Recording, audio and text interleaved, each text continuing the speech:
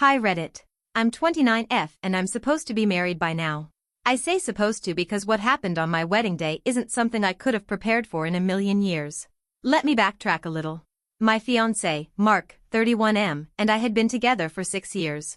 We met at a friend's barbecue, hit it off right away, and never looked back. He was kind, stable, the type of guy who never raised his voice and always made me feel safe. I'd been in a toxic relationship before him, so I felt like I'd won the lottery. Mark's past was always a little bit of a mystery, though. He talked openly about his parents, they were decent, nothing dramatic. But when it came to his sister, things got weird. He said she died in a car accident when they were teenagers. He even had a photo of her in his wallet, faded, worn down by time, and would sometimes glance at it when he thought I wasn't looking. I never pushed. I figured grief is complicated. The night before our wedding, everything was perfect. Our families were already at the venue, a quiet place by a lake. There were fairy lights in the trees, champagne chilling in buckets, and Mark and I had this quiet moment where we just held each other and talked about how lucky we felt. He kissed my forehead and told me, "Tomorrow's the beginning of everything." I believed him. But I had no idea what everything was about to mean. That night, I couldn't sleep. I blamed it on nerves, excitement, maybe too much wine. So I went for a walk around the grounds, barefoot in my robe, trying to calm down. That's when I noticed a woman standing by the water. She was wearing a navy coat, long hair braided down her back, and something about her posture made me stop. I don't know why, I just froze and watched her for a second. She looked familiar? I didn't recognize her exactly, but she didn't feel like a stranger either. When she turned around, I caught the quickest glimpse of her face, and something in me jolted. It wasn't just a resemblance. She looked exactly like the girl in Mark's photo. I stood there for a full minute, not breathing, trying to make sense of what I was seeing. It had to be the wine. Or my nerves. Or both. That's what I told myself as I backed away slowly, heart pounding so loud I could barely hear anything else. I went back to my room, locked the door, and sat on the edge of the bed, staring at nothing. I didn't sleep a wink. By morning, I convinced myself I'd imagined it. People see what they want to see, or don't want to.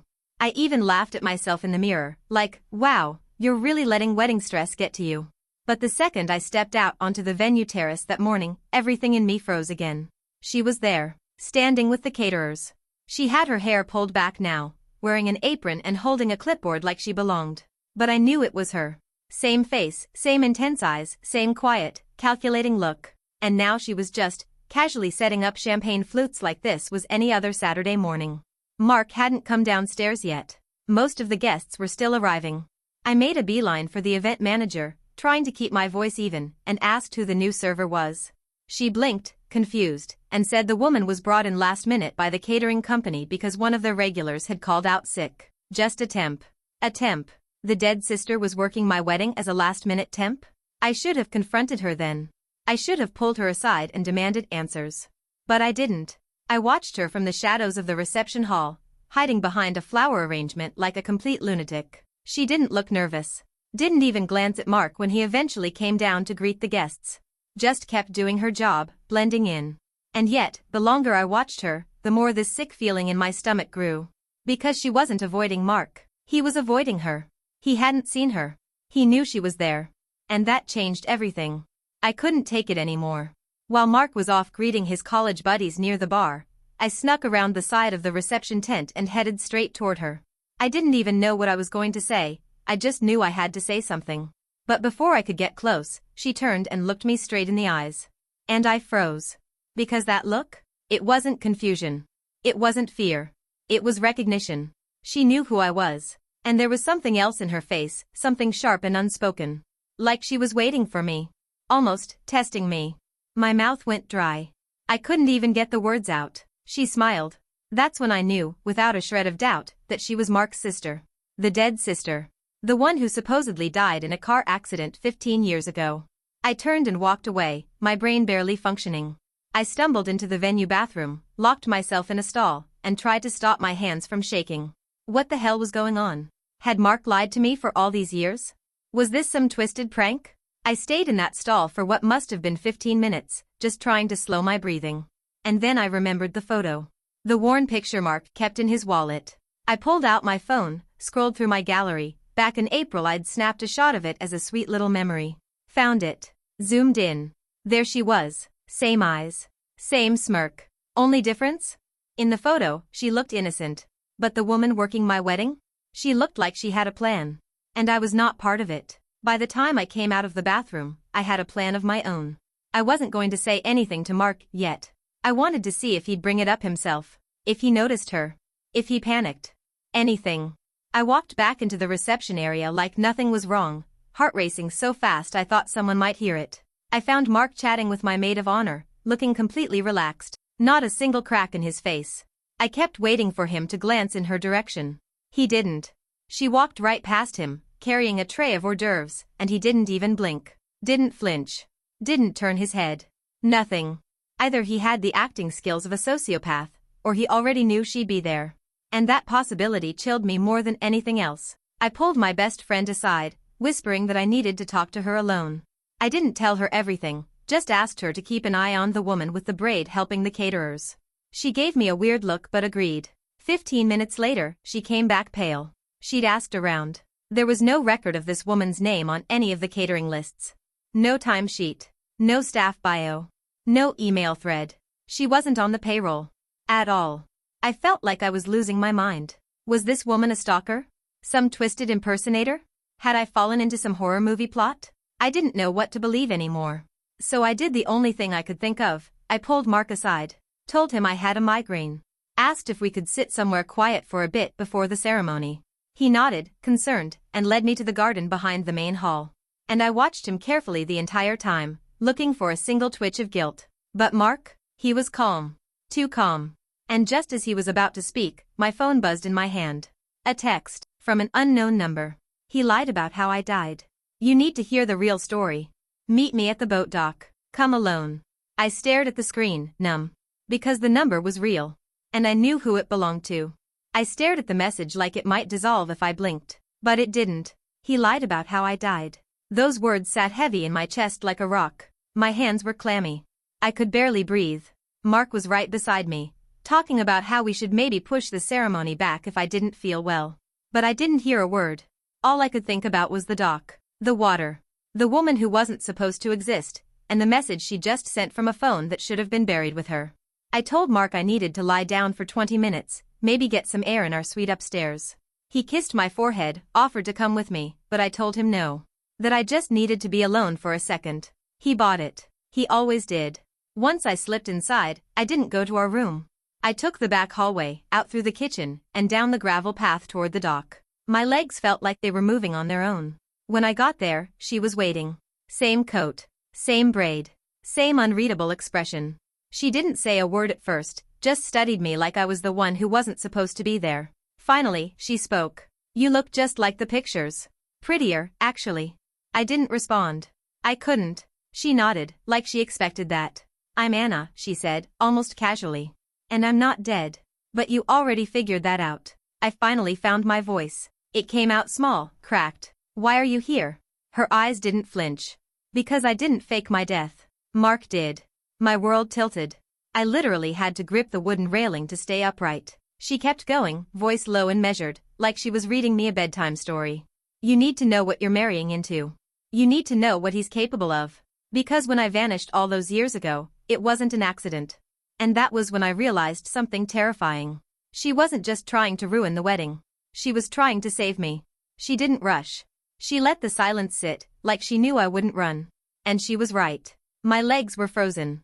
My mouth dry. My thoughts spinning in every direction, crashing into each other like waves in a storm. Then she told me everything. 15 years ago, Anna was 16.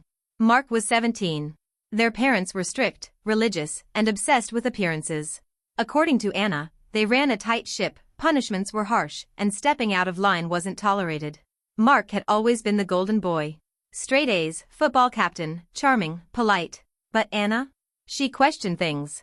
And eventually, she fell in love with a girl from her school. A girl their parents didn't approve of. At all. When their parents found out, everything exploded. Anna was grounded indefinitely. No phone. No school. Just home, shame, and sermons. Mark, she said, was the only one who pretended to understand. He told her to hang in there. That he had a plan. That night, he asked her to meet him down by the lake behind their house. He said he'd convinced their parents to let her stay with a cousin out of town, somewhere she could breathe. That he'd even packed a bag for her. He walked her out to the water with a flashlight, then pushed her in. She hit her head on the edge of the dock, blacked out. When she came to, she was in a tiny cabin with a stranger, an older woman who had no clue who she was but had found her unconscious in the woods the next morning. She had no ID, no memory, nothing. The blow to her head caused temporary amnesia. It took months for the fog to lift, and by the time it did, Mark had already told everyone she'd died in an accident, slipped, drowned. Her body was never recovered. Police accepted the story. So did her parents. And she stayed gone. She said part of her wanted to come back, but another part, the louder part, was terrified. If her own brother had tried to erase her once, what would stop him from finishing the job? I couldn't breathe. Mark, sweet, gentle, stable Mark. He had done this? And just as that horror settled in my chest, she pulled out her phone again, opened her gallery, and showed me a video. It was grainy, time-stamped just 3 months ago. A security cam clip from a train station. Mark, talking to a man in a dark coat. Except he wasn't talking. He was handing him an envelope. Anna said, "That's the private investigator I hired to confirm everything." 2 weeks later, he went missing. And then she looked me in the eye. "If you go through with this wedding, he'll never let you leave." I couldn't think. My mind kept bouncing between the image of Mark laughing with my nieces at last year's Christmas party and the version Anna just painted, one that smiled while he pushed his own sister into the dark. It didn't make sense. But at the same time, it did. The way Mark shut down every time I asked about his childhood. The fact that he never visited his parents, despite claiming they were doing fine. How he flinched, actually flinched, when I once joked that I'd love to go swimming at his childhood lake house. Back then, I thought he just didn't like water. Now I saw it for what it was, guilt. Anna stood by the edge of the dock, arms folded, calm in a way that made me feel anything but. I asked her the one question clawing at the back of my throat. Why now? She didn't even blink. Because the girl he's marrying looks a lot like me. And I don't think that's a coincidence. It hit me like a punch to the chest. No one had ever mentioned that before, but now I couldn't unsee it. The shape of our faces, the hair, the posture, enough overlap that, from a distance, we could have been mistaken for sisters. Was that why he'd been drawn to me? Some twisted replacement? She pulled a folded piece of paper from her coat pocket and held it out. I hesitated before taking it. It was a copy of a therapy intake form, Mark's name listed as the emergency contact. The client? Anna. Only it was dated 2 years ago. He's known I was alive since then, she said. He's been tracking me. I stepped back. Suddenly everything felt wrong. The wedding, the guests, the dress hanging in my closet. The man waiting for me at the altar, he knew. He knew and said nothing. She looked over my shoulder then. He's coming. I turned and saw him. Mark, walking down the path, confused. Smiling. Like nothing in the world was broken. He hadn't seen her yet. And for a terrifying second, I thought about what would happen if he did. I froze. Mark was just a few yards away now, walking with that easy, confident stride I used to find so reassuring. I saw him scanning the dock, eyes landing on me first, his face softening. Then he saw Anna. And everything changed. It was like watching a mask crack. His smile faltered. His eyes locked onto her face, and for a split second, just a split second, I saw something that scared me more than anything else that day. Not shock. Not disbelief. Recognition. And then, fear. He stopped walking. Anna didn't flinch. Didn't say a word. Just stared him down like she'd waited years for this moment. Like she'd already won. Mark swallowed hard, glanced at me, then back to her. What are you doing? His voice was low, too steady. Practiced. That's when I realized something chilling. He'd rehearsed this. He knew this might happen. And he'd been preparing for it. Anna ignored the question. She looked at me instead. You see it now, don't you? Mark took a step forward, his voice sharper. You don't know what you're talking about. But I did. I finally did. He hadn't just lied. He hadn't just tried to bury a family tragedy. He'd buried her. I looked at him, really looked. The man I thought I knew. The one I was about to marry in less than 2 hours. And all I could see was the stranger who had kept a woman buried under lies for half her life. I asked the question before I could stop myself. Did you do it? He didn't answer. He didn't have to. Anna exhaled like she'd been holding her breath for years. And then? Mark ran. Full-on turned and sprinted back up the path. I didn't chase him. I couldn't. Because everything inside me had just shattered. I stood there, stunned, as Mark vanished into the trees lining the path. My chest felt hollow, like something had been ripped out. Anna didn't say anything. She just watched the empty trail, expression unreadable.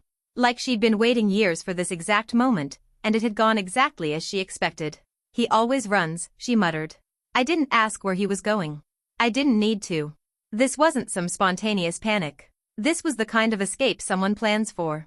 A backup plan. A just-in-case-the-truth-comes-out plan.